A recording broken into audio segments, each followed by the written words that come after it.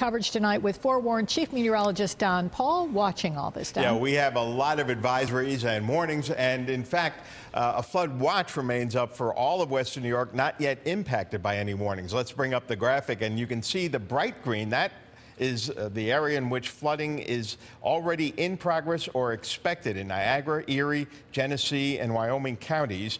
And the darker green is for a watch for additional potential flooding. It's going to depend largely on just how much more rain we get tonight and early tomorrow. The FS stands for the flood stage on the Buffalo Creek, the Cayuga, Ellicott, and Tonawanda, and the FX is the expected crest of the high waters and the timing.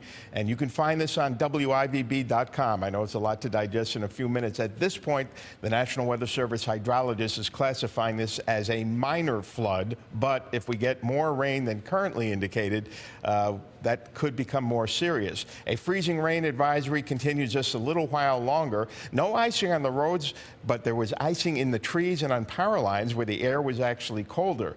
And we do have a wind advisory going into effect late tonight for Niagara and Orleans counties, but I can tell you the strong winds will be confined to the immediate shoreline of those counties and not, say, in Lockport or Medina. I'll have details on what is still a pretty complicated forecast when I come back in a few minutes. Don and Jackie.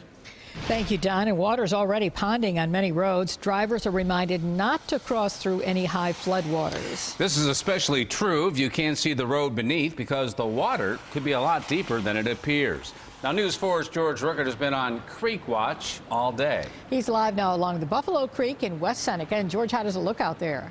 Well, we're here in Birchfield Park near Clinton and Union, and Buffalo Creek already is gushing. This has 2 or 3 feet more to rise before tomorrow morning. This is one of 4 creeks that we've been looking at throughout the day. Glen Falls in Williamsville was roaring all day, and the worst is yet to come. The National Weather Service predicts Ellicott Creek will be highest Saturday morning at 9.7 feet. Flood stage is only 8 feet.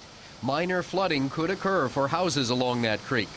The Len Springs area off of Ellicott Creek, they're very familiar with this, the drill, if you will. And they're going to just have to keep an eye on things and contact the highway department if something's happening. The National Weather Service is also predicting that this stretch of Arrow Drive from Holtz Road all the way to Transit may have to close by Friday night because of spillover from Ellicott Creek. But so far along Ellicott Creek, it hasn't hit flood stage yet, and we found no backyard flooding. I do have concerns over the weekend, because historically when we get a storm like this, a west to east storm, the water, as it approaches the Batavia area, comes back toward us through the Ellicott Creek system and the Tonawanda Creek system.